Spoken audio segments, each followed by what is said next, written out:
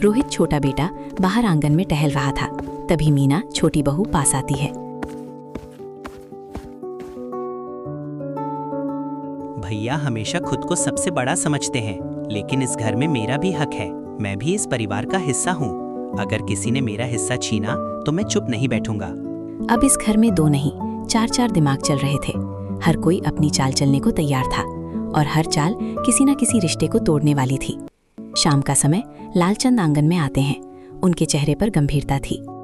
आज मैं तुम सबको यहाँ एक जरूरी बात बताने के लिए बुलाया है। मैंने अपनी पूरी जिंदगी मेहनत करके ये सब कमाया है, दिन रात एक करके।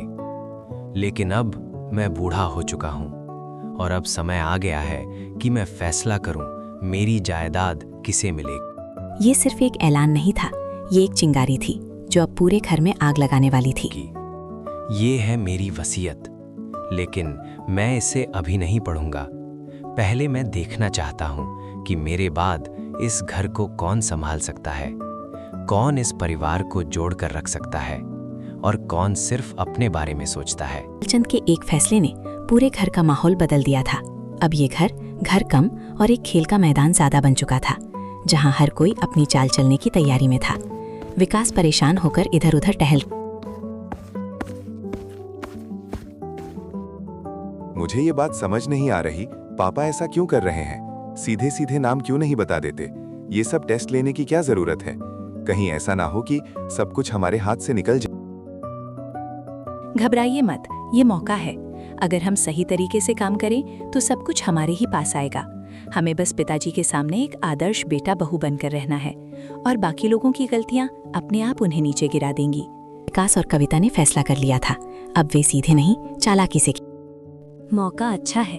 अगर अभी से सब अपने पक्ष में कर लिया तो सब कुछ हमारा हो सकता है। डरने से कुछ नहीं होगा, हमें समझदारी से खेलना होगा। हर किसी की कमजोरी को पहचानना होगा। मुझे ये सब अच्छा नहीं लग रहा। भैया पहले से ही पापा के करीब हैं। अगर उन्होंने कुछ कर दिया। अब इस घर में 2 टीमें बन चुकी थीं। एक चालाकी से खेल रही थी और दूसरी मौका ढूंढ रही थी। घर में कुछ लोग अभी भी रिश्तों को बचाना चाहते थे, लेकिन उनकी आवाज लालच के शोर में दब रही थी। मुझे बिल्कुल अच्छा नहीं लग रहा ये सब। जहाँ पहले प्यार था, वहाँ अब शक और लालच आ गया है। मुझे डर है कि ये खेल कहीं हमारे परिवार को तोड़ न दे। माँ, अगर सब लोग एक दूसरे से खुलकर बात करें तो शायद ये समस्या खत्म हो जाए। लेकिन यहाँ तो हर कोई कुछ छुपा रहा है।